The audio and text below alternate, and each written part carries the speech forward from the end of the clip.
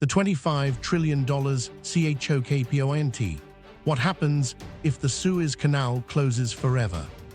The night the canal went silent. Horns died in Port Said like someone pulled the plug on a city.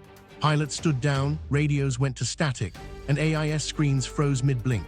On a container ship at anchor, the chief engineer counted hours of diesel left for the reefers, 12 maybe, before a hold full of fruit would turn into spoilage and claims.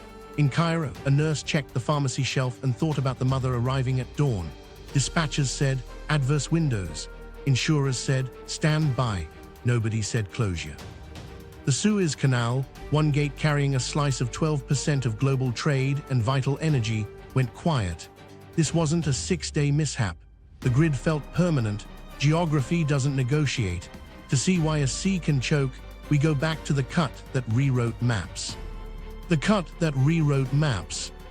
They called it a ditch in the desert. It was really a knife through time. In 1869, after decades of lobbying and backbreaking labor under Ferdinand de Lesseps, shovels met the sea and stitched the Mediterranean to the red. A shortcut became a system. Steamers shaved weeks off voyages. Insurance tables changed. Empires recalculated. Then the canal learned what every chokepoint learns. Importance draws trouble. In 1956, Egypt nationalized it. Britain, France, and Israel invaded. Traffic stopped for months. In 1967, war shut it again, this time for 8 years. 15 ships marooned in the Great Bitter Lake built a micro-society and waited while the world routed south, around Africa, adding cost with every wave. Why Suez exists is simple arithmetic. Distance, fuel, time. Asia to Europe via the canal cuts roughly 3,500 to 5,000 nautical miles compared to the Cape of Good Hope, depending on the ports. A ship burning 100 tons a day saves a week and a small fortune in bunkers. Multiply that by container loops, product tankers, LNG schedules. Days off the water become seasons put back on shelves, refinery blends kept on spec, harvests delivered before rot. But Suez isn't one canal. It's two, braided by capacity and discipline. There's the engineered geometry, depth, width, cross-sections tightened by rock and widened by dredge. And there's the choreography, northbound and southbound convoys, pilots boarding on moving ladders, tugs that make mistakes survivable, VTS officers reading traffic like air traffic controllers with ships that can't stop on a dime. The 2015 expansion added parallel stretches and passing bays, but the southern reach still funnels steel into single file. Throughput lives on margins, swell, wind set, hull size, pilot fatigue, the bank effect tugging a giant towards sand. Hidden fragilities sit on those banks, sand berms that slump after storms, slope angles that flirt with liquefaction under prop wash, dredging cycles that juggle silt budgets with budgets on paper, tug fleets needing parts sourced from faraway yards, a pilot corps whose experience is a resource you can't accelerate with a memo. One loose bolt in that chain, a broken fender, a misread gust, a tired helmsman, and a routine transit becomes an incident report. By the 21st century, dependence was baked in. Ultra-large container vessels threaded their lives through Suez, turning ports like Rotterdam, Algeciras, Piraeus, and Port Said into synced gears. Crude from the Gulf slid north, products south. The SUMED pipeline backed up crude when tankers ran too deep, but nothing replaced the canal's rhythm for diesel, jet fuel, and specialty blends that European refineries rely on. LNG rode narrow timing windows, boil-off gas, berth slots, and regas calendars that don't forgive slippage. Grain, fertilizers, and chemicals took the same path, less glamorous, more essential.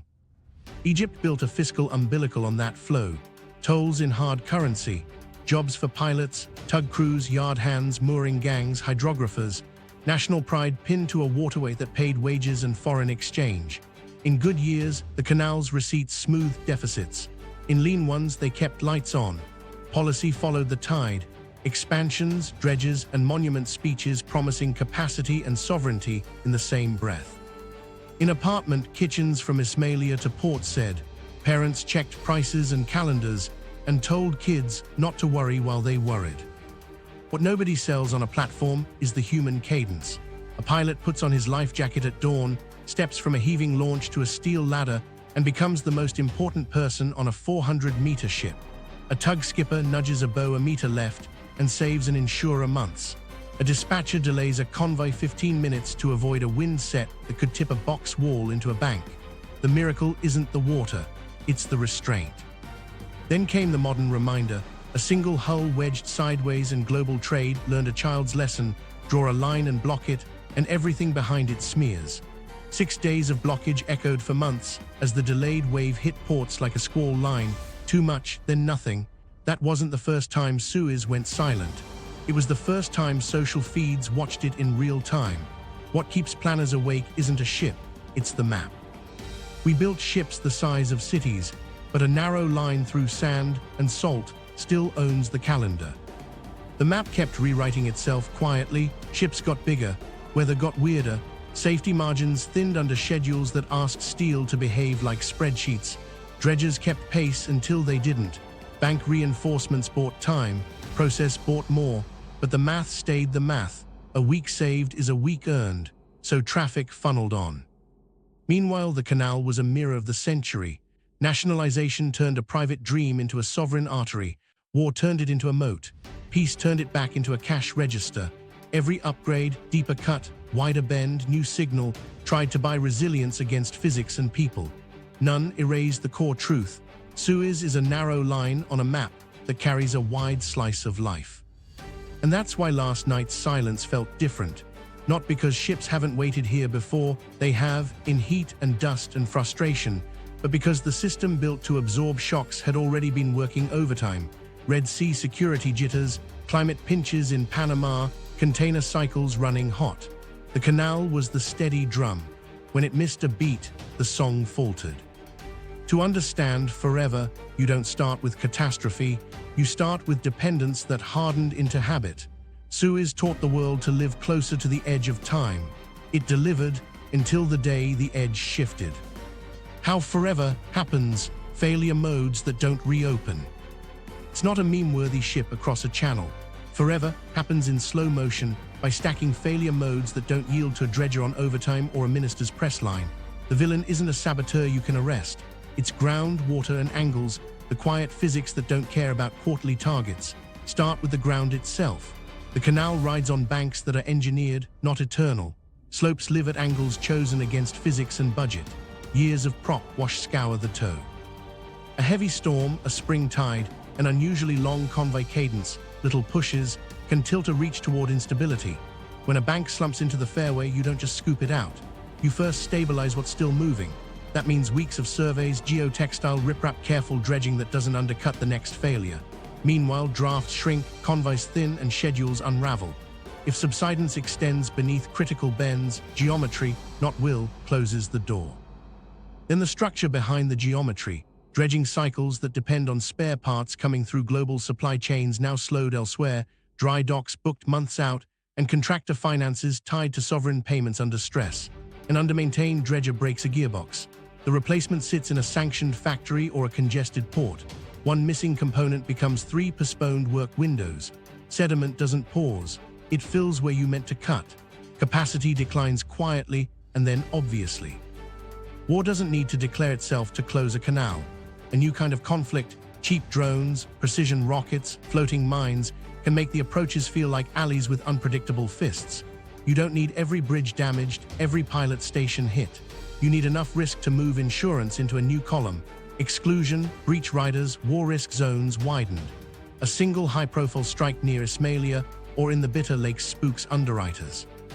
P&I clubs issue guidance. Transits at owner's risk, premiums multiples higher, warranties tightened, no dark AIS, no deviations, no lingering. Owners read that as a stop sign unless freight rates explode to compensate, which most cargoes won't bear for long. Functionally open can behave like closed when risk pricing outpaces margins. The legal layer can lock harder than concrete. A collision in a narrowed, compromised reach leaves a hull aground and the liability picture smeared. Was the slope unstable due to insufficient maintenance? Was pilotage constrained by hazard notices that arrived late? Cargo owners, charterers, the Suez Canal Authority, and the ship's insurer enter a fog of claims. Courts freeze the hull as security. Salvors demand guarantees. With hull and machinery cover in dispute and war risk riders blinking, nobody moves without signatures that take months. Ships wait at anchor, others detour. A canal that might be physically passable becomes legally inert. Add environmental lock. An anomalous storm train pushes sand into a throat you've kept marginally clear for years. The Nile's high flood, juiced by a freak seasonal pattern, reworks near-shore sediment.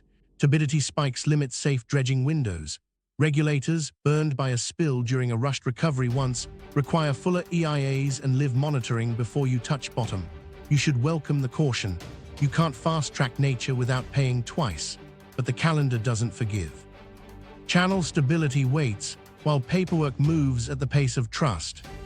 Sanctions and geopolitics lace through this. Spare parts for tugs sourced from a country under export controls.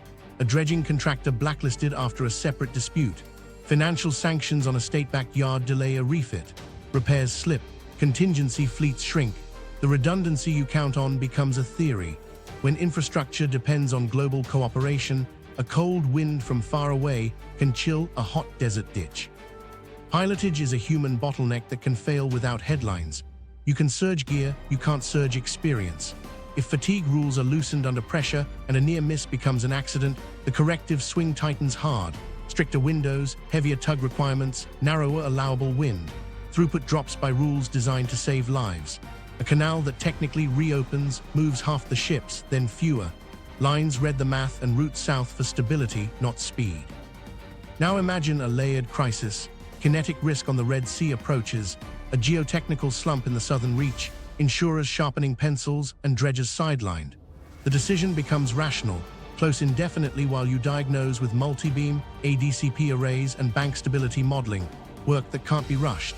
Every week invites equipment mispositioning, ports gummed with the wrong boxes, refinery slates edited by necessity, and Egypt's fiscal hole widening. What nobody knew at the start, the threshold for permanent isn't the day you say the word. It's when networks rewrite themselves around the absence. Carriers formalize Cape rotations. European refiners hardwire alternative crude and product routes. LNG portfolios delete Suez from certain windows as default. Insurers set new baselines that don't slide back. Egypt renegotiates with lenders on the assumption that toll revenue will be a shadow for seasons. Here's the what, if that underwriters whisper. If the canal stays dark for a year, the world doesn't just reroute, it rewires. Factories shift, contracts forget. The canal can reopen to a world that no longer needs it the same way. That's the gravity well. A closure extends long enough for alternatives to gel.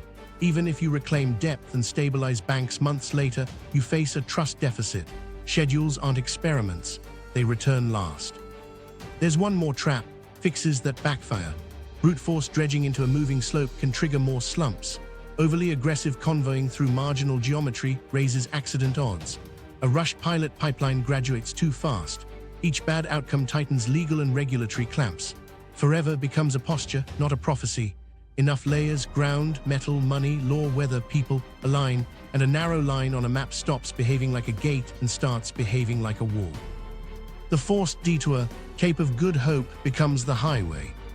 While notices stacked on desks in port said, Captain spun compasses south, the math wasn't poetic. Asia, Europe legs that banked on Suez suddenly wore an extra 3,500 to 5,000 nautical miles. 10 to 14 days appended like an unwanted footnote. A 22-knot schedule turned into 16 to secure fuel margins. Bunker planners recalculated stems, hundreds to over 1,000 extra tons per voyage, depending on hull and weather. Those numbers don't live in spreadsheets.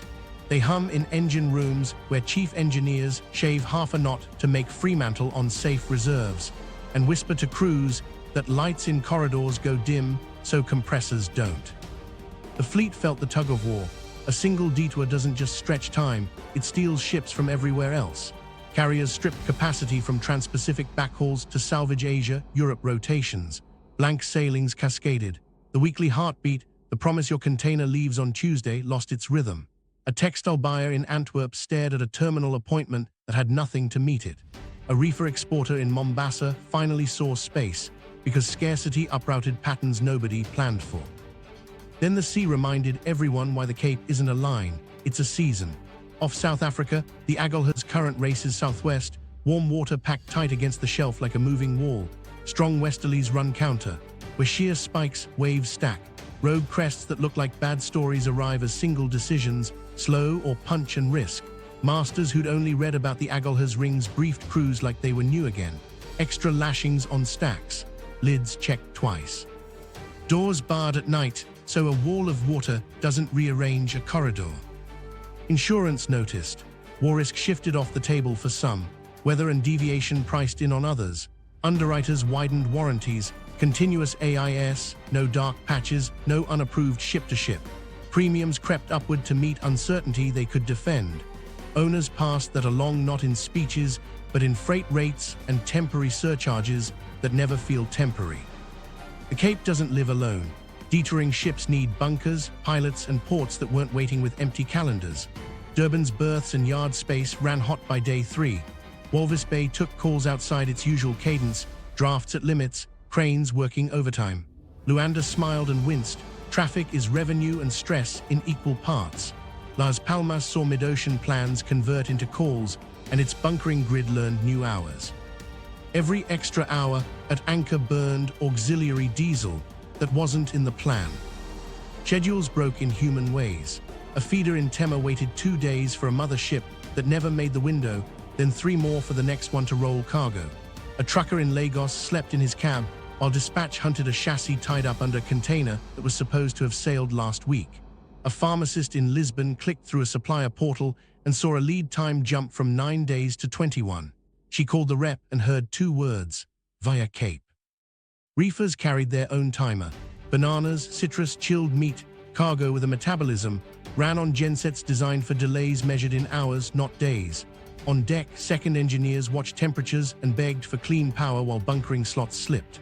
A vessel master told his crew to ration lights in passageways. Small choices kept compressors humming.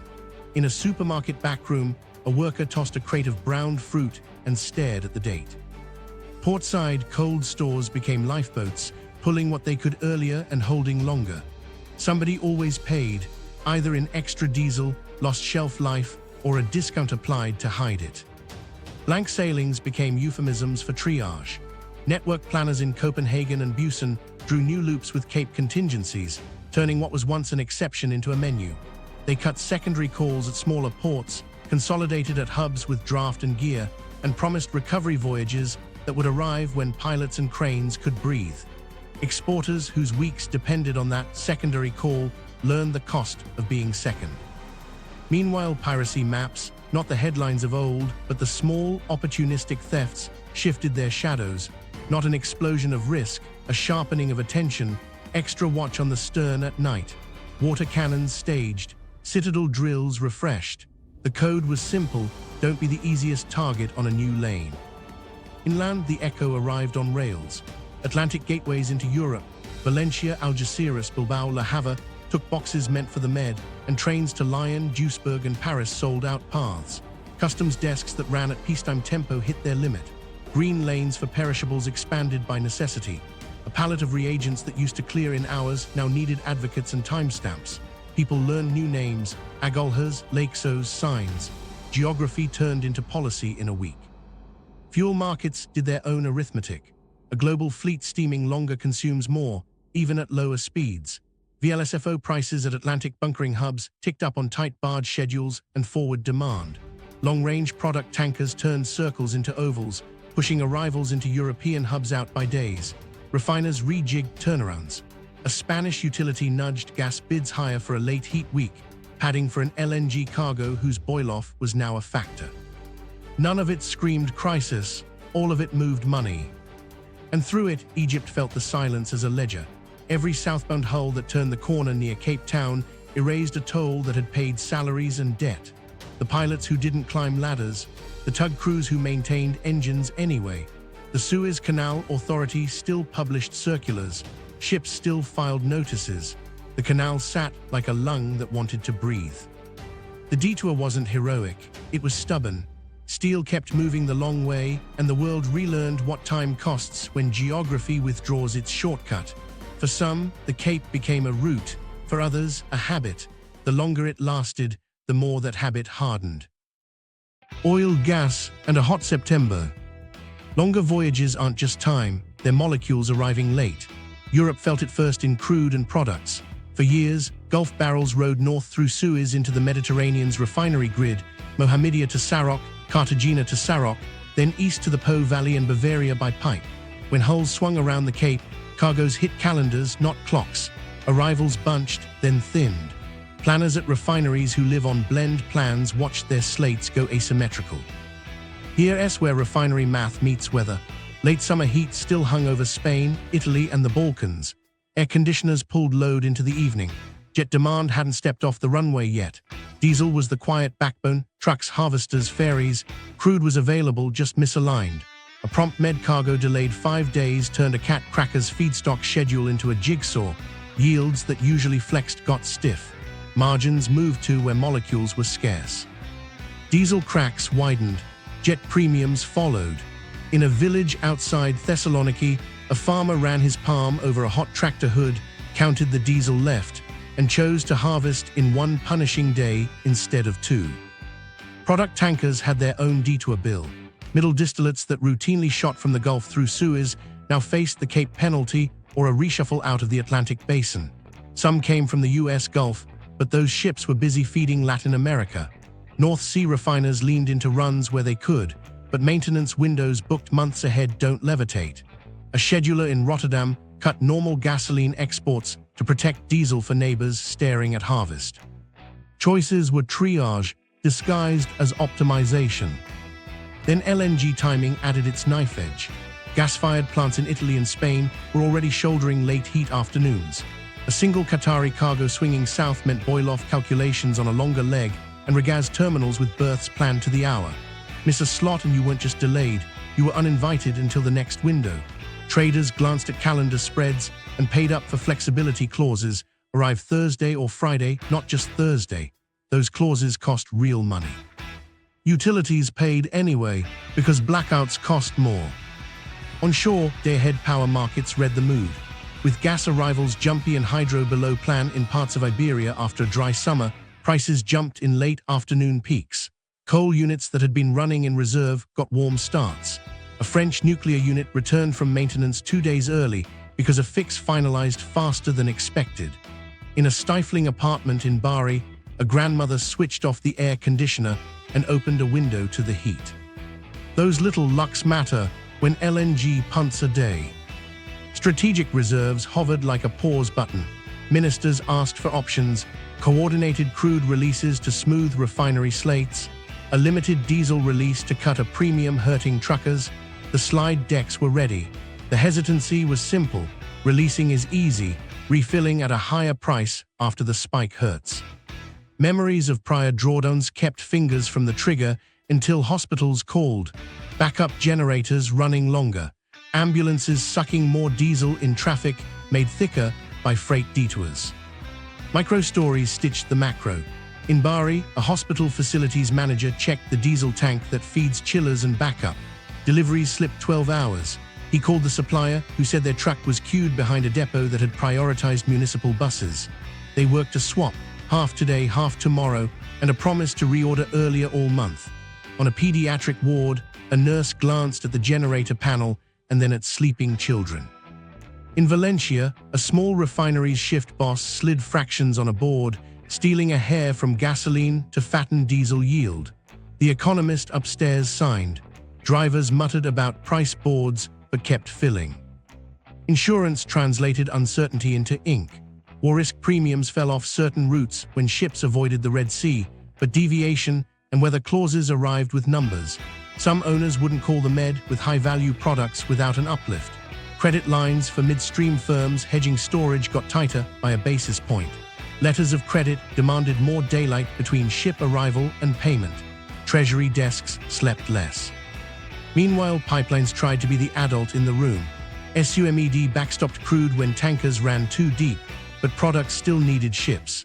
Transalpine and Central European lines took whatever refiners could push, but pipeline schedules don't stretch for a single late cargo. The continent's network was like a set of lungs gasping in heat.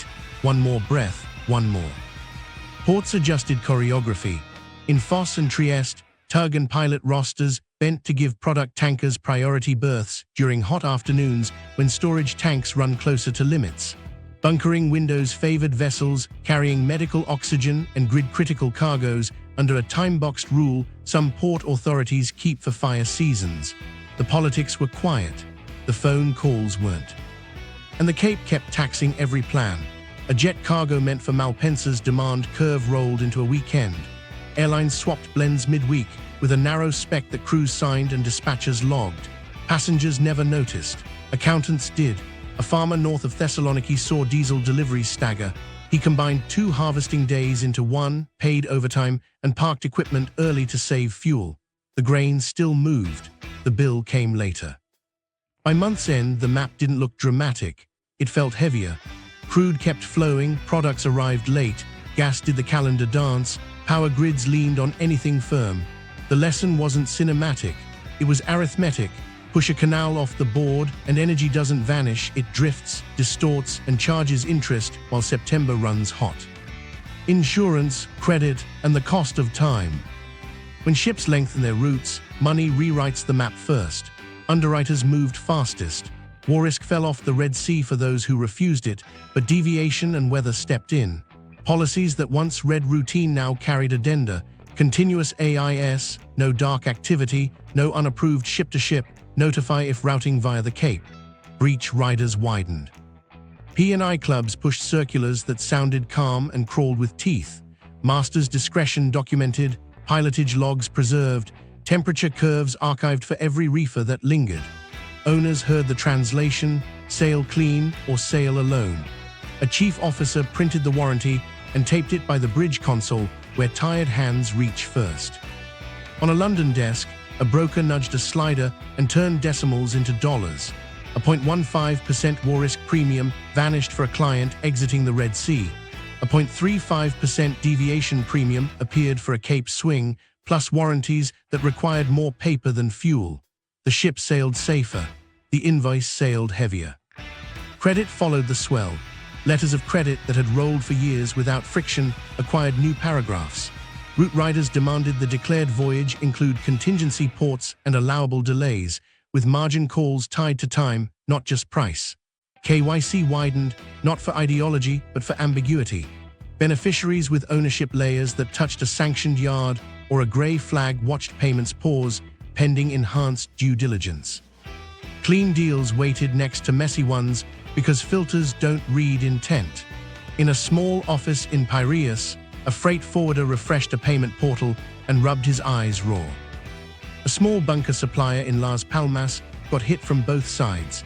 His lender trimmed advance rates on receivables from lines now burning more fuel with longer payment terms. His insurer asked for voyage-by-voyage disclosures before barge departures. He told 3 loyal captains he could deliver half stems on cash, balance on confirmed LC. They cursed the policy and signed, because running out of fuel in the roaring 40s isn't a debate. Derivatives tried to help and found their edge dull. You can hedge price, you can't hedge calendar. A refiner long diesel cracks and short crude watched the screen print green, while a delayed cargo turned the tank farm into a bad joke. Product on paper, short at the berth. Basis risk showed up wearing a clock. FFAs widened, then thinned. Paper willing to risk a number refused to promise a day. Balance sheets caught the bleed in quiet lines. A carmaker drew on a revolver to finance weeks of inventory held in ocean instead of yard. A retailer paid temporary logistics surcharges that would outlive their name. A utility posted collateral on LNG swaps it didn't want to exercise because the cargo might slip 2 days past a regaz slot.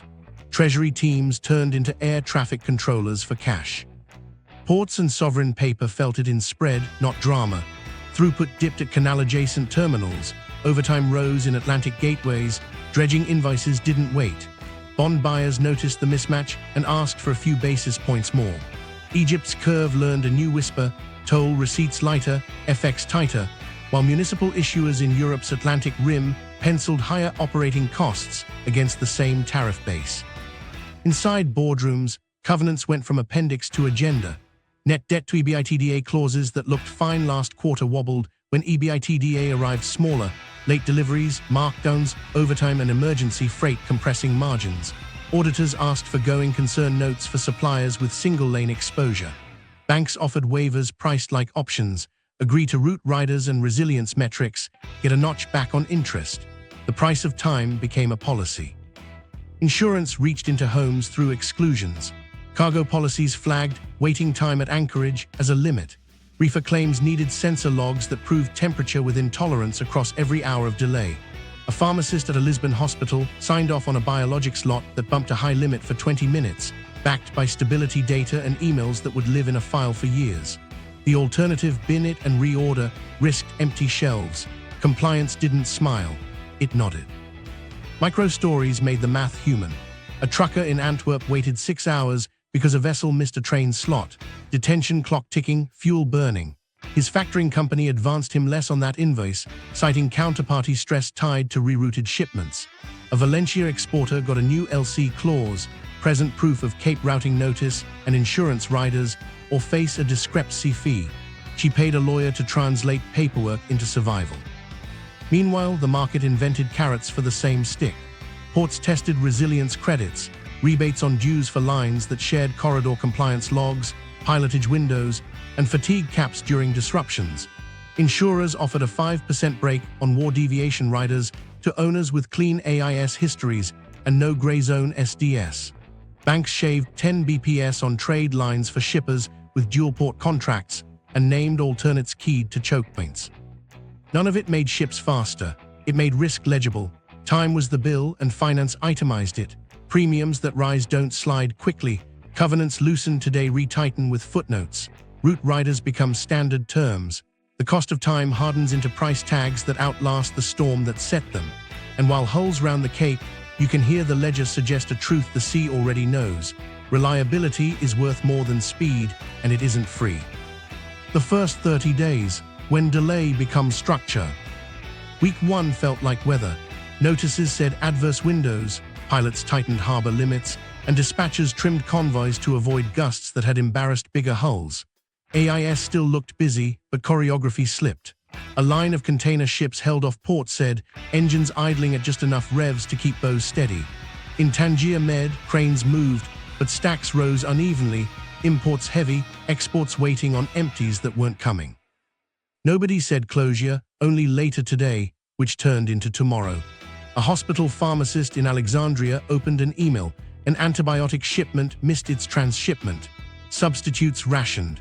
She printed the message and taped it inside a cabinet next to her daughter's photo as a reminder to call 3 suppliers instead of 1 and to prepare for a hard conversation in the morning. By day 5, lines blinked. Blank sailings appeared on customer portals with polite names, schedule recovery voyages, while planners in Copenhagen and Busan rewrote loops with Cape contingencies. A Valencia exporter paid to push 2 pallets by air. The quote carried a pandemic echo and a warning about lithium battery limits in Belize. Truckers in Piraeus queued for boxes stranded by a feeder that skipped a call to make its next window. At anchor off Suez, a reefer chief did math on diesel for gensets and told the bridge he'd dim corridor lights after midnight to save amps for compressors. A deckhand sent a voice note home, another night of waiting, don't wait up. Day 7 gave the story a price. Freight rates for Asia, Europe legs stepped up, not as a spike, but as a staircase. Bunker suppliers in Las Palmas and Durban fielded calls from captains calculating margins to Fremantle. A small supplier's lender tightened advances on receivables. He told loyal ships, half stems now, balance on confirmed LC. Engineers refused glossy samples from grey barges outside strict jurisdictions. Saving 20 a ton today wasn't worth a purifier screaming south of Madagascar. Week 2 turned improvisation into policy. Air cargo triage had a template, ICU consumables and cardiac stents first, high-value chips on split LD3s, earbuds demoted. Ground handlers moved cutoffs earlier, cold chain corridors got escorts and temp checks logged to the minute. Ports along the Atlantic Rim, Signs, Lakes, Bilbao, added extra rail paths inland. Customs officers staffed green lanes keyed to medical and time-critical parts, with randomized audits to keep it honest. A scheduler in Busan cut a secondary Adriatic call and consolidated to hubs with draft and gear. The email to customers used the phrase temporary omission. The relief ship would arrive when pilots and cranes could breathe. Factories hit red tags by day 10. In Turin, a line stopped at 3:12 p.m. for a missing sensor stuck on a feeder swinging south of Java. The supervisor resequenced to models with deeper bins, shaved seconds off takt, then pulled the cord anyway. Someone folded a Lucky Charm into a pocket and walked home early to explain to their kid why dinner came before the night shift. In Bangkok, an EMS plant tracked reels like a cardiogram, splitting an automotive microcontroller order, half air, half deferred. The buyer walked the floor, told 1,200 workers to hold for a text, then called a bank to extend a payable by a week. In Stuttgart, unfinished cars lined a lot like apology notes, missing harnesses routed via Cape. The CFO asked how many days could sit before cash cratered. The plant manager said 3, he meant 2. By day 14, fuel moved from background to foreground.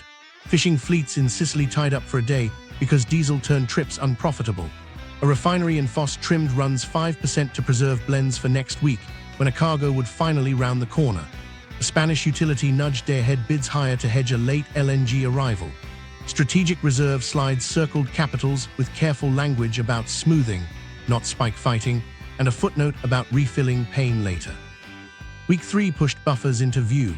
Retailers normalized out-of-stocks with quiet signage. A home goods chain delayed a sale. Supermarkets thinned chilled promotions and leaned on ambient staples. A cold store in Antwerp consolidated pallets to cut door cycles and staged picks before peak heat. A vaccine lot that grazed a high-limit threshold got a conditional release backed by stability data, a 3-way call, and signatures filed for the day an auditor would ask. The alternative, scrap and reissue, would leave a shelf empty. Meanwhile, contracts learned new words. Force majeure notices arrived with AIS tracks attached. Letters of credit sprouted route riders, declare Cape deviations, and present insurance endorsements or pay discrepancy fees. Smaller shippers hired lawyers to translate paper into survival. Insurers stapled warranties, no dark activity, approved SDS zones, documented temperature curves for reefers. Claims departments became classrooms where captains learned the price of missing a log entry at 02:17. Week 4, the calendar hardened. Carriers published Cape-adjusted rotations as if they'd always existed. Temporary surcharges got names with 2-letter codes and stayed. A fashion brand cancelled a winter line in July.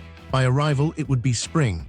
A Catalan clinic shifted test schedules when reagents missed a window. Technicians called patients with new times and careful voices. Egypt felt the hole in hours. Pilots stood down. Tug crews maintained engines without voyages. The SCA issued circulars that landed like echoes. Micro-stories tied the month into a structure. A trucker in Antwerp did the math on detention and shut his engine off, choosing to lose less. A stevedore missed dinner twice, took overtime, and taped a photo of his kid inside a hard hat. A Gdynia dispatcher drew a map on cardboard to keep reefers away from a stack that would turn red at dusk. None of them said Cape. They said late again. By day 30, delay wasn't news, it was policy. Schedules carried extra days like ballast. Port apps added convoy modes for yard plans. Banks priced route riders as standard terms. Insurers offered resilience credits for clean AIS and corridor compliance logs. The lesson settled in. The ocean would deliver, not on time, and time is the bill you keep paying until the shortcut breathes again. Egypt's shock, budget, jobs, and the Nile Delta. Silence on the water turned into a hole in the books. Tolls are Egypt's hard currency lifeline. When southbound bows rounded the Cape instead of port said, dollars that usually arrived daily simply didn't. The finance ministry stared at a monthly inflow that used to pay salaries, diesel subsidies, and debt service. Spreads on Egypt's bonds widen a hair, enough to matter when you stack it over weeks. The IMF's program terms didn't change with the wind, the math did. Temporary, officials said. Markets priced longer. A mother in port said refreshed a bank app and saw the month harden. On the canal's edge, time kept its own ledger. Pilots who wear life jackets at dawn and climb ladders into wind wrote standby in logbooks. Tug crews ran engines to spec because metal hates being ignored, even when there's nothing to escort. Hydrographers still launched skiffs to survey banks, maintenance as ritual, and insurance against a worse tomorrow. Cafes near pilot stations poured fewer teas. A chandler stared at shelves of rope and fenders and called suppliers to stretch terms. The canal is a machine. Its ecosystem is a town. Port said, and Ismailia felt it first in hours, then in rent. Mooring gangs took half shifts. Yard hands who depend on convoy cadence picked up day work inland. Shipyards that bet on steady refits pushed apprentices into the slow lane. You didn't see headlines. You saw neighbors swapping shifts and debts, waiting for the horn that would send them back to ladders and lines. The national spreadsheet got louder. FX tightened. Food imports a calendar, not poetry. Wheat cargoes scheduled to land in tidal waves stumble when ships detour. Egypt buys bread peace with subsidies. If vessels arrive out of rhythm or at higher freight, somebody pays. The state, the miller, or the baker counting margins on a morning that didn't lose appetite. A minister convened a call: expedite wheat through Atlantic gateways, pre-clear rail, protect the pipeline to bakeries. It worked. It cost. Diesel is the other fuse. Buses, farm pumps, generators. Diesel holds a city together when the grid hiccups or the day runs long. Rerouted product cargoes meant tighter depots. Queues grow memory fast in Egypt. 2013 sits in minds like a heat. This time, managers pulled levers early. Priority for public fleets. Better signaling to depots. Enough pressure bled to avoid panic. The hum never left people's chests. Tourism couldn't plug the gap. Summer crowds still ringed the pyramids. Red Sea resorts kept their rhythm. But tourists bring pounds and euros in cash. Tolls bring dollars at scale. The mismatch showed up in central bank windows, not on beach towels. The SCA's monthly receipts dipped. The announcement used careful words. Workers read it as cancelled overtime. The Delta listened to a quieter story. Salinity creeps when sea levels and subsidence share a sentence. The Nile's flow and canals push back, but fortifications and pumps speak in budgets. A canal closure doesn't flood a field. It starves the wallet that pays for the rock, the sluice gate, the maintenance of levees that hold brackish fingers away from roots. A farmer near Kaffa El Sheikh tasted his well, shook his head, and bought trucked water for a week he hadn't planned to. Multiply that by thousands, and you hear the price of a silence far from shore. Municipalities delayed upgrades that were due. A floodgate repair slid a quarter. A pump overhaul moved to next year. Port overtime in Atlantic neighbors stole dredger slots that might have rotated into Egyptian bays later. Insurance nudged coastal flood maps. Premiums ticked north. A family in Damietta read a renewal with a new exclusion for saltwater intrusion on ground floors. They moved the sofa upstairs and called it prudence. Politics found the narrowest path. Stability is the currency, austerity is the bill. A budget built on hopes of higher canal receipts met a season of lower. The government hustled alternatives, more gas contracts, free zone incentives, a new logistics pitch on a land bridge to Med ports. Gulf partners listened.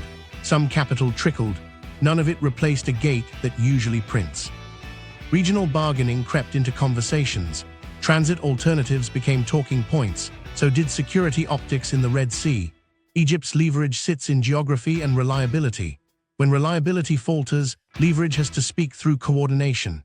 Diplomatic calls stacked, EU corridors for critical goods, Gulf refiners helping smooth product flows, lenders flexing repayment calendars by an inch. Everyone framed it as partnership. Everyone watched the timeline. Micro stories pinned the macro to faces. A pilot took his kid to school for a week straight for the first time in months, then stared at a bank app and the overtime that was. A baker bought flour early because rumors outrun ships. A tug engineer polished rails nobody would touch that day. A fisheries officer walked a levee edge, hands in pockets, listening to water that didn't care about tolls. And through it all, a simple truth stayed on the table. The canal isn't just pride. It's payroll, bread, diesel, and the stones that keep salt where it belongs. When the horns stopped, Egypt didn't break. It leaned hard and learned how expensive silence can be. The supply chain rewrite, from just-in-time to just-in-case. Factories didn't wait for speeches. They redrew maps.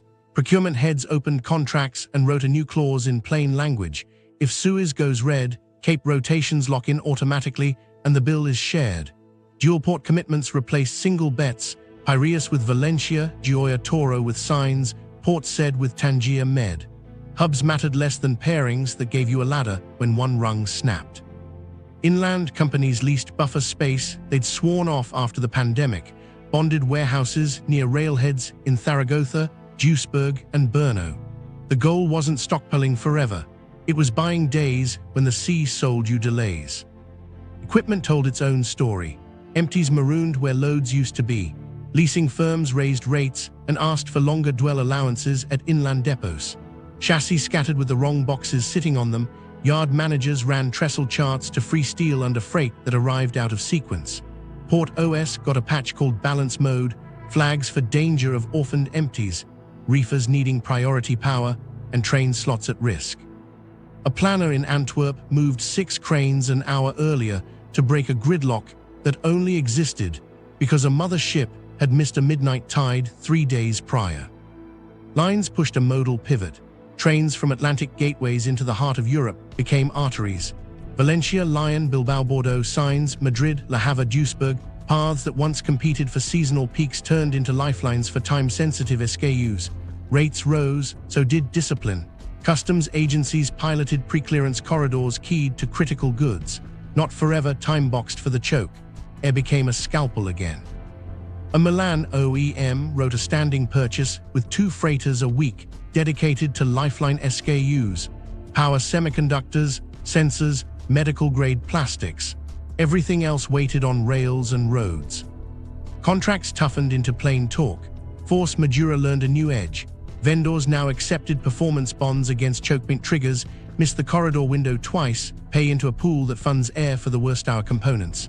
Service-level agreements added a chokepoint annex, define the threshold, define the alternate, define the clock. Lawyers didn't like the mess. Operators did. Ambiguity costs more than clauses when the sea drifts.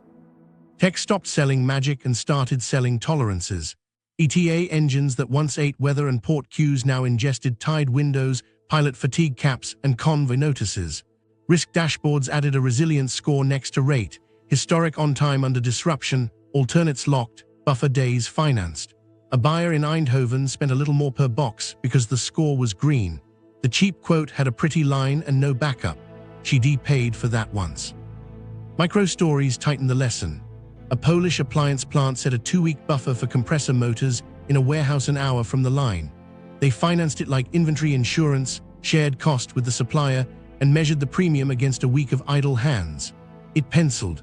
A Nairobi pharma distributor rented 400 extra pallets of cold space inland, paired with a contract that pre-booked reefer trucks on 24 hours notice from Mombasa if the Cape shard enough arrivals. The extra rent hurt less than a ward without meds. A Marseille grocer rewrote promotions to follow logistics reality, ambient heavy, chilled modest, until signals stabilized.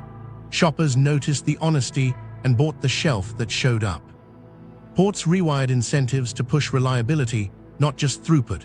Resilience credits kicked in for lines that documented corridor compliance, shared fatigue rosters, and kept AIS clean through detours.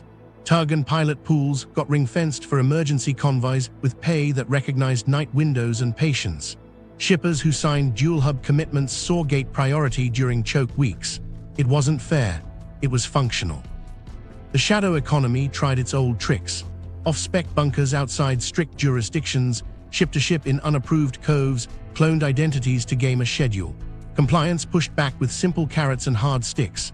Faster claims for clean logs, quicker port turns for audited behavior, frozen payments for anything that smelled like midnight fuel. Most captains didn't need the reminder. Mid-ocean is a bad place to learn your purifier can't drink. Culture did the quiet work. Buyers learned to ask their own version of tide tables, which alternate, how fast, and where's the buffer. CFOs stopped calling every pallet a sin and started calling a strategic one a hedge. Forecasts moved from averages to windows. The phrase "we'll just expedite" lost its shine when expedite meant a plane with nowhere to put batteries and a line of stents waiting behind it. None of this looked heroic. It looked like fewer emails that said tomorrow. Factory floors ran on 2 suppliers, 2 gateways, a rail slot, and a financed week that felt like breathing space. The Cape still took time. The new map made time survivable. And in the background, everyone kept one eye on the canal, not for a cheer, but for a slackening. When it came, the buffers didn't vanish. They stayed like rails under a bridge you hope not to need and fund anyway. Coasts under pressure, ports, sediment, and the dredging bill. The sea's slowdown didn't crash into coasts. It pressed on them like a hand that wouldn't lift. Ports from Namibia to Biscay discovered that Cape traffic isn't just more ships, it's different water. Longer legs, heavier drafts on arrival, more auxiliary hours at anchor, and stacks that begged for priority power altered the chemistry of crowded bays. Hotter surface layers held their heat late into the night. Salinity in some estuaries ticked up as exchange rhythms shifted. Engineers felt it in pipes before mayors read it in memos. Dredging calendars, boring, precise, sacred slid. More calls at Atlantic gateways meant more prop wash and more suspended fines in basins that were already close to their thresholds. Sediment that normally settled by March lingered into May. In Bilbao, a pilot ran his palm over a charted bar that had rebuilt faster than last year. The dredger was at Le Havre, behind schedule because tides didn't match manpower, and a gearbox awaited a spare marooned in a port wrapped in export controls. You can't deepen on a promise. You need steel on a wire and windows that don't misbehave. Small changes carried hidden bills. Hot, salt-stratified layers in semi-enclosed harbors turned cooling water intakes into quiet hazards. A power plant in Galicia shortened maintenance intervals after intakes fouled twice in 1 month, biofouling heavier, corrosion advancing a season early. Refineries near estuaries filed purchase orders for alloy upgrades a year ahead of plan. A finance director signed and muttered about line items with names that sounded like weather. It wasn't weather. It was physics learning new hours. Insurance moved maps with a mouse. Underwriters updated coastal flood models to reflect stacked exposures, higher baseline water in harbors jammed by traffic, more intense microbursts from loaded boundary layers, and municipal drainage that still lived in last decade. Premiums crept. Deductibles jumped where actuarial tables didn't like how often a 20-year storm arrived in 5. A family in Vigo read a renewal that excluded saltwater intrusion on ground floors. They bought door dams and stored photo albums upstairs. Municipal budgets bled on the quiet. Ports that caught the Cape surge paid overtime for pilots, launch crews, and yard hands, then delayed a key reinforcement because cash flowed to hours, not concrete. Dredging contractors priced urgency, city councils priced patience. A mayor in Signs postponed a boulevard upgrade to fund a second shore power substation after reefers gobbled amps on a week when ambient temperatures refused to drop. The press release said modernization. The ledger said triage. There were mirrors across both rims. Walvis Bay learned the thrill and the tax, berths full, cranes busy, access roads a snake of trucks that eroded shoulders not built for that rhythm. In Las Palmas, bunkering grids stretched, barge crews ran longer, and spill containment drills suddenly meant more than compliance. Luanda got a taste of volume and a reminder that yard space is a fuse. Once lit, every hour magnifies mistakes. None of these places chased headlines. They chased tides. Ports tuned processes with a surgeon's calm. Yard planners added a convoy mode that respected pilot fatigue caps and daylight-only windows elsewhere, so landside moves didn't stack into a red lattice at dusk. Electrical crews mapped hot loads and staged mobile gensets near reefer rows as insurance against a substation hiccup. Harbor masters instituted short-term wake limits in inner basins after monitoring showed resuspension spikes when big holes pivoted under tug.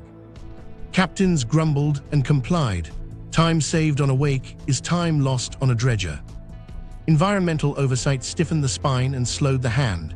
Agencies, burned by rushed fixes in other years, demanded live turbidity monitoring for maintenance dredging and adaptive cut limits keyed to thresholds on screens in real time. Contractors learned to bid mud like a variable, not a constant. It kept fish from wearing silt as a coat. It kept invoices fatter. People lived with both truths because the third truth, the cost of a botched dredge, was worse. Then came corrosion's nibble. Hotter, saltier top layers in some basins accelerated pitting on ladders, bollards, and hulls that dwelled longer waiting for berths. Classification societies issued advisories about inspection intervals for ships working the Detour. Shipyards booked earlier slots for coatings work. A tug fleet manager in St. Nazaire ordered extra anodes, rolled his eyes, and thanked the sea for predictable appetites. Not all fixes were asphalt and steel. A harbor in Brittany funded a living shoreline pilot along a vulnerable bend, a stitched belt of oyster reefs and seagrass beds designed to calm chop and pin fines. The project read like Grant language.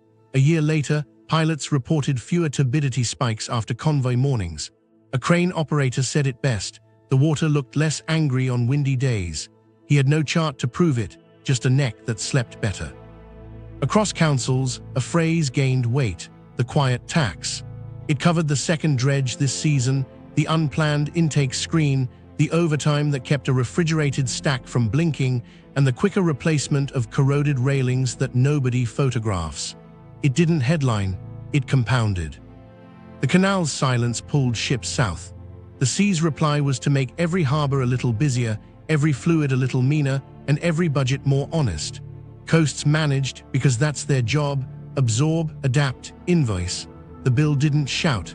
It arrived as a thicker folder on a port director's desk and a new habit in a city engineer's week.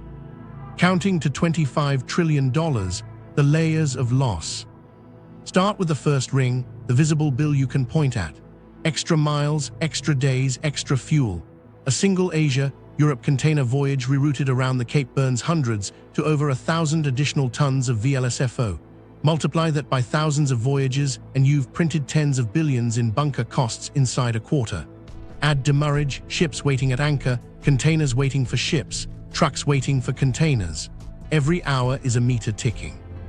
Reefers that ran longer on gensets needed diesel and maintenance. Some cargo didn't make it, and insurers paid, or didn't, when logs were missing. Refineries cut rates on the wrong week and bought products dear the next. Call this Ring 1, immediate disruption that shows up on invoices and P&LS, visible tens to low hundreds of billions while the system stutters. Ring 2 is drag you don't see until a quarter later. Equipment mispositioned for months, empties in the wrong ports, chassis under boxes that should have sailed, trains booked for arrivals that bunched and then vanished. Retailers miss seasons and marked down to move goods that landed after the moment passed. Factories idle a shift not for lack of demand, but for lack of one harness or sensor. Productivity doesn't crash, it frays. That fray shaves tenths off growth across dozens of economies at once. Global trade sits near a quarter of world GDP. Throttle a meaningful slice for a quarter and foregone output sums to the low single-digit trillions. Not a headline, a slope. Less throughput, less time on task, more money spent rearranging. Ring 3 is the premium that hardens. Insurance doesn't forget, neither does credit. War risk riders replaced by deviation riders, warranties stapled to policies, and breach zones redrawn in memory. P&I clubs require cleaner documentation, claims pay slower if logs wobble. Banks add route riders to trade lines. Dual port contracts prove you've got options. Resilience earns a basis point back, otherwise you pay. Inventory strategies inch from just-in-time toward buffers financed like safety rails. A 1 to 2% surcharge on flows that touch reconfigured corridors sounds small. Spread across the share of global trade dependent on Eurasian lanes over a decade, it stacks into multi-trillion arithmetic. Nobody votes on this line, it accretes. So how do you walk the math without cheating? Start with transparent framing. If global GDP is roughly $100 trillion and trade roughly $25 trillion a year, the corridor directly and indirectly touches a significant chunk of that $25 trillion. In year 1, Ring 1 burns tens to low hundreds of billions in extra fuel, waiting, spoilage, overtime, and stop-start refinery and power costs. Ring 2 drags billions into the trillions by mispositioning and mistiming. Call it a small single-digit percentage hit to the affected slice over a quarter or two, compounding across networks rather than nations. Ring 3 is where permanence bites, a lasting 1% premium applied to the corridor's long-run value. Insurance, finance, inventory, baked in for a decade because trust slides slower than water. Add them and you aren't claiming a week's drama equals $25 trillion. You're summing a decade of friction layered on the arteries that the canal once kept smooth. The difference from a 6-day blockage matters. Temporary jams trigger aftershocks and fade. Permanence turns workarounds into structure. A Cape contingency printed once on a whiteboard becomes a schedule line with fuel baked in. A resilience rider in an LC becomes standard. A refinery that reoriented product routes doesn't flip back on the first good week. It waits for quarters of proof. Markets move faster than dredges, and insurers move slower than rumors. The premium persists. What about the pieces that don't fit in rings? Externalities live in the margins. More miles steamed means more emissions and compliance costs under tightening regional rules. Ports fund shore power earlier and pass charges along. Municipal budgets bend. Insurance redraws flood maps. Dredging bills swell. Those costs don't headline global tallies, but they thicken Ring 3's long shadow. Micro-stories carry the math home. A family business in Thessaloniki eats 3 temporary surcharges and cancels a spring order in July. A pilot roster in Cape Ports adds crews and fatigue caps. Port dues rise a sliver to pay for safety that customers demanded and will forget. A utility pays up for LNG flexibility, clauses that it never used before. The premium is a habit now. No single story makes a trillion. Together, they become a climate of cost. Could the number be smaller? If repairs arrive faster than trust predicts, if insurers relax sooner, if buffers shrink back without a shock, the decade bill lightens. Could it be larger? If risk migrates, not only Suez but Panama's drought years and the Black Sea's war, premiums stack, not substitute. The sobering part is the slider. We choose how much stays permanent by how we invest in reliability that can be audited, not narrated. The canal's silence started a ledger. The world filled it with fuel, hours, clauses, and habits. 25 trillion isn't a headline. It's a decade's receipt for living with a narrow line on a map that blinked and taught everyone what time really costs. Engineering the impossible. Can you save a broken canal? You don't start with shovels. You start with eyes. A broken canal is a patient with symptoms that lie underwater, so the first move is diagnosis at millimeter scale. Multi-beam sonars sweep every bend and berm, painting microtopography where a slope might be creeping. ADCPs, acoustic Doppler current profilers, hang in the flow to read velocity shears from surface to toe. Turbulence microstructure profilers sniff dissipation rates that reveal roughness you can't see. Bank pins, cheap steel rods with reflectors, track subsidence over days, then hours. You're not looking for a headline. You're looking for a patch of sand that decided gravity had a better argument. Then you map the sediment budget like an accountant maps cash. Cores and grabs tell you grain size and cohesion. Is the toe armored with shell hash or wearing velvet silt? ADCP transects show where prop wash bites hardest and where eddies lay fines like a blanket. You plot those layers against convoy logs, wind sets, and tide tables. Diagnosis is pattern, not panic. A reach where the bank is soft, a bar rebuilt twice faster than the last 2 seasons, a turbulent spike that steals attachment from a deep hole's flow. Only then do you touch the bed, and you touch it like a surgeon. No blasting. You don't dynamite a hospital corridor. You test on the margins with tools the offshore world trusts. Low-pressure water jets peel a few centimeters of mobile silt from a knuckle. Suction frames vac up fines into skips without undercutting the slope.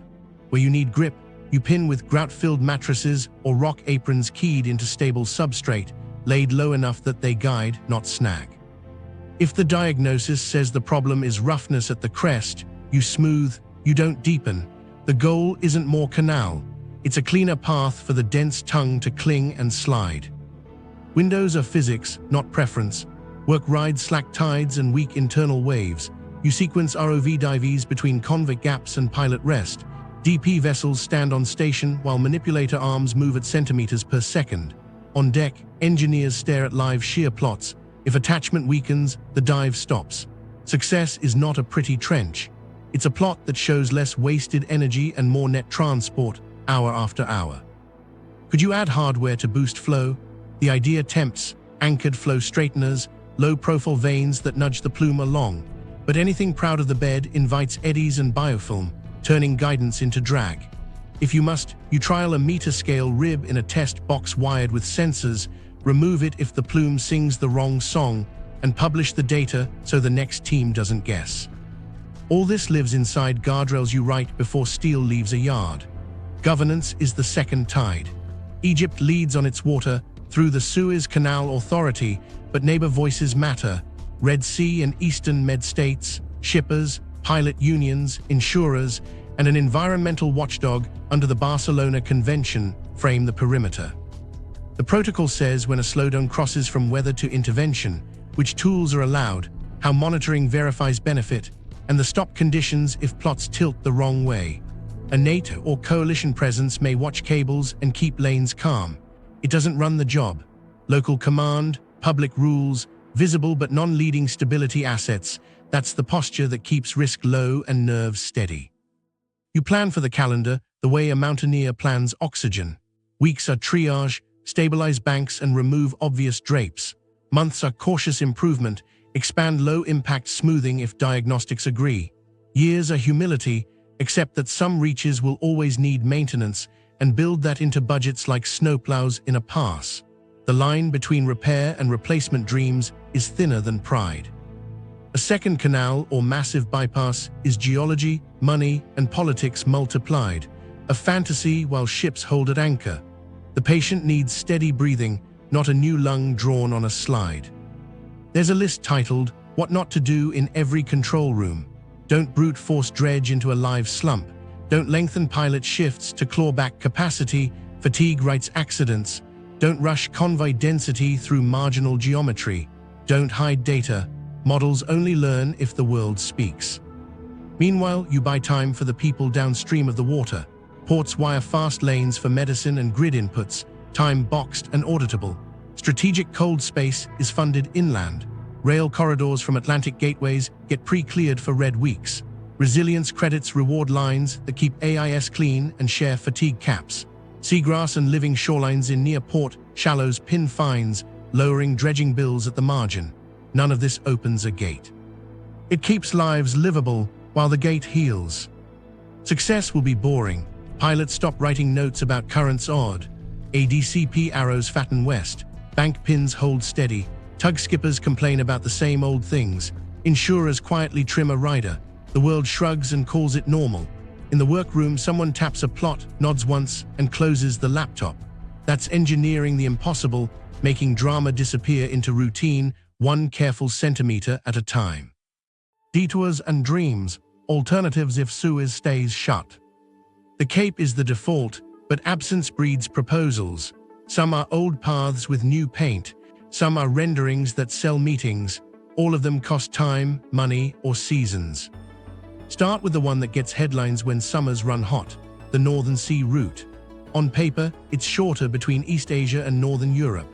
In practice, it's seasonal, sanctioned, ice class, and insurance heavy. You need ice-strengthened hulls, trained crews, specialized pilots, and cooperation with Russian authorities, while sanctions and geopolitical risk price every mile. Even in good months, you plan for ice variability and limited search and rescue, and you pay premiums that erase a chunk of the distance advantage. LNG carriers with ice-breaking bows already use it in windows. Box ships won't turn a niche lane into a backbone when reliability is the currency that matters most. The Eurasian Rail Land Bridge is the next refuge in conversations. Trains from coastal China to Europe can move high-value, low-weight goods in 2 weeks. Capacity caps snap into place fast. Border handoffs, gauge changes, yards that can't scale by decree, and geopolitical choke points across Russia and Belarus that spook insurers and buyers. Routes through Central Asia and the Caucasus, the Middle Corridor, have promise but add ferries and terminals that multiply handoffs. Rail stays a niche relief valve for SKUs that tolerate cost but not delay.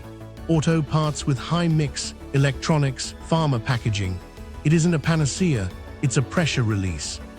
Pipelines do what they've always done, shift molecules out of harm's way. Crude can move from the Gulf to the Med via SUMED when tankers are too deep, and gas lines from Algeria into Spain and Italy shoulder steadier loads when LNG calendars wobble. But refined products still need ships to reach demand pockets, and refinery geography refuses to rewire overnight. You can push more crude down pipes. You can't teleport diesel to a small port that lives on a weekly tanker call. Pipelines blunt shocks. They don't erase the need for hulls. Manufacturing footprints move more slowly than news, then all at once when CFOs accept time as cost. Time-critical SKUs drift toward nearshore. Appliances split assembly between Guangdong and Izmir. Wiring harness plants expand in Morocco. Final pack for consumer electronics tests Poland and the Czech Republic. The goal isn't politics, it's calendars. China +1 becomes China +2 and near. Freight loses miles, supply chains gain breathing room. It's messy and years long, but closures flip optional slides into capex. The dream that arrives every decade wears a grand name: build another Suez, dig parallel in the Sinai, carve a sea level cut through Negev to Gaza, resurrect century-old fantasies of a Euphrates-Mediterranean canal. Geology, politics, cost, pick any two and watch the third end the meeting. A second, truly alternate sea level canal would demand rock that behaves, borders that cooperate, financing that outlives governments, and environmental approvals that accept permanent tidal rewrites. Feasibility studies can be drawn. Feasibility on the ground is a different story. More realistic are incremental widenings, passing lanes, bank armoring, and smarter conv control on existing routes, the dull work that multiplies reliability. There's also the digital answer dressed as scheduling genius, smarter routing, predictive ETAs that stitch conv, notices and pilot fatigue into plans, and platforms that allocate scarce berths like air traffic control. Those tools are worth their licenses. They don't remove weather, war risk, or geometry. They make the pain legible and thereby smaller. Logisticians widen their lens to corridors, not channels. Atlantic Gateway strategy grows teeth. Valencia plus Barcelona, Le Havre plus Antwerp, Sines plus Algeciras, paired with inland rail and customs pre-clear that moves critical cargoes on ticking clocks. East Africa's ports, Mombasa, Dar es Salaam, become more than endpoints. They're launch pads for land bridges into the interior that buffer Red Sea uncertainty. On the Gulf Rim, Jebel Ali tightens its role as a consolidation brain, flexing feeder networks that pivot between Cape and Suez habits. Security escorts sound decisive until they aren't. Convoys through contested approaches work when local command, public rules, and visible but non-leading outside assets hold the line. They don't scale to a permanent fix. They buy days, not decades. Insurance prices escorts into premiums. Owners count crew nerves as a cost. Stability is politics more than patrols. Then there are quiet detours that are really policies. Strategic stock rules for fuel and wheat sized for a month, not a week. Cold chain nodes inland to absorb a late reefer. Utility contracts that pre-book flexible LNG windows and lease floating regas units as shock absorbers. Those choices don't trend on maps. They hold lives together when ships drift. Honest alternative is a portfolio. The Cape for mass when Suez blinks. The Northern Sea route for specific cargoes in thin summer slices. Rail for high-value time-critical lanes that can be insured. Pipelines for base-load energy. Nearshoring for parts that can't miss a week. Smarter ports and pre-cleared rails as connective tissue. And under it, a renewed monitored Suez that earns back trust centimeter by centimeter. Detours handle the now. Dreams get audited by rock, law, and time. Geopolitics at a closed gate. When Suez goes quiet, politics speaks in new verbs: escort, reassure, deter, deconflict, none of which move steel faster than tide. The Red Sea and Eastern Med fill with optics built to calm spreadsheets. Patrols thicken along the Bab al-Mandab and north past Sham. Mine countermeasure teams sweep lanes no one wants to admit might need sweeping. Radios stay polite because markets listen. A clipped exchange between a Spanish patrol boat and a Royal Navy cutter near Gibraltar's boundary is as much about insurers as flags. The region's nerves run from Hodeidah to Haifa to Port Said. Hybrid threats don't need headlines to tax a week. A UAV sighting prompts a harbor pause in Eilat. A cable alert off Alexandria gets a Navy helicopter in the air and a dozen underwriters refreshing inboxes. The playbook is visible but non-leading.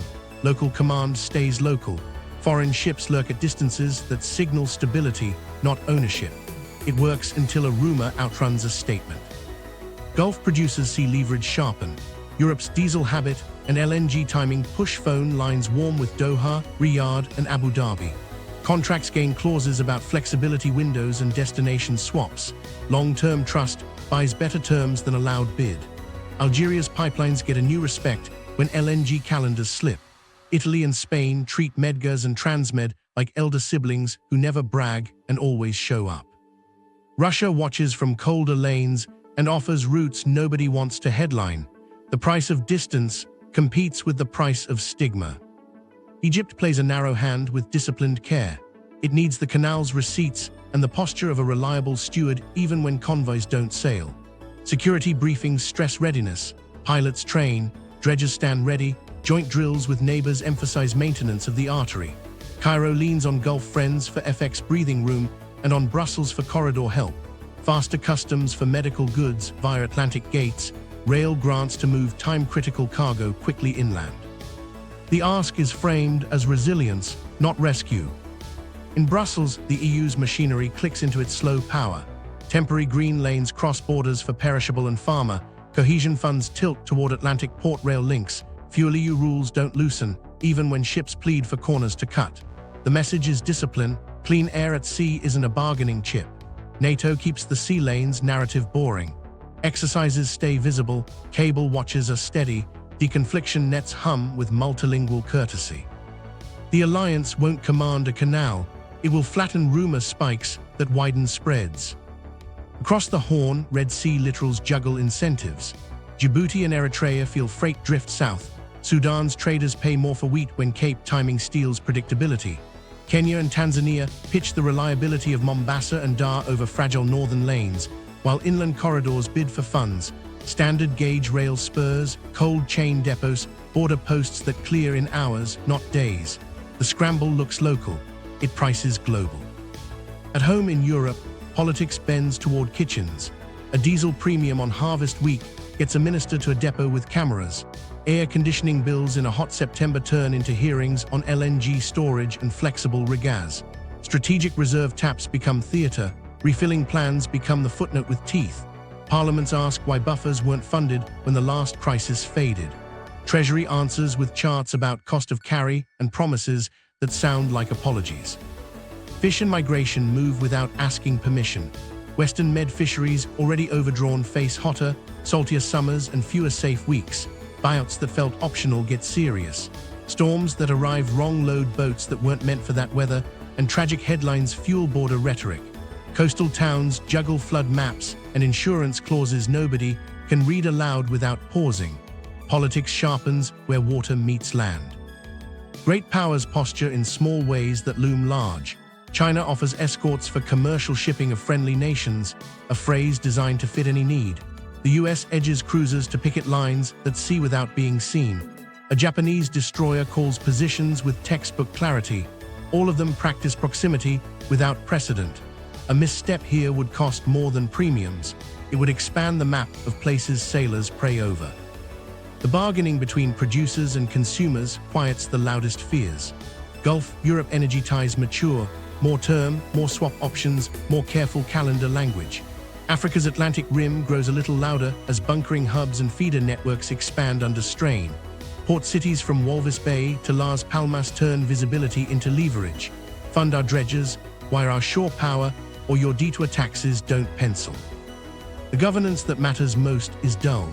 UNCLOS, port state control, the Barcelona Convention's environmental guardrails, acronyms that keep corridors cooperative under stress. A joint straight-state task cell in Ismailia swaps plots and tide notes with a parallel desk in Algeciras. Pilots share fatigue caps across rival ports because tired hands write headlines. A public canal state, index prints green, yellow, red with the honesty of instruments, not speeches. Meanwhile, money votes for preparedness. Insurers discount clean AIS histories and corridor compliance logs. Banks shave basis points for documented alternates and dual port contracts. Ports rebate dues for resilience metrics met during choke weeks. Voters, if nudged right, fund the boring gear, sonars, ROV hours, dredging that listens to turbidity, pilots enough to sleep. Suez closed isn't a red line on a map, it's a meter on trust. Geopolitics can't reopen rock. It can only keep tempers cool, calendars honest, and corridors wide enough that commerce remembers to breathe while engineers mend the cut. Living with the scar, adaptation that actually works. The fix that lasts looks boring on paper. A public canal state index prints green, yellow, red. Pilots work under fatigue caps tied to tide forecasts. Ports drill daylight convoy startups twice a year, then publish what broke. Resilience credits shave dues for lines that share clean AIS logs and corridor compliance. Dual port commitments get priority gates during choke weeks. Critical goods lanes, medicine, grid parts, cold chain reagents, earn fast-track bunkers and berths, time-boxed and audited. Inventory policy grows grown-up, financed buffers for lifeline SKUs, vendor-managed stock near plants, rail slots pre-booked from Atlantic gateways. Cooling intakes harden, dredging plans go adaptive with live turbidity limits. Towns lift electrics, guard wells against salinity, and phase flood defenses without waiting for storms. Data moves first, multi-beam ADCP gliders, so decisions ride plots, not pressers. No ribbon cuttings, just fewer emails that say tomorrow. The price of a narrow line on a map. One desert cut can tax a century when it stops breathing. And here's the part that should sit in your chest. Suez isn't alone. Panama is running dry. The Strait of Malacca narrows under risk and traffic. The Turkish straits live on politics and weather.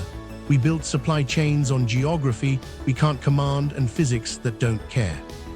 What happens when the next choke point blinks and stays shut long enough that the world rewires around it? Do we reopen a gate to find the traffic gone? If you want the real map of fragile arteries and the quiet fixes that keep lives moving, subscribe and watch our deep dive on the Cape Route's hidden dangers next. Because this won't be the last time a narrow line on a map decides the month you live through. New episodes every week.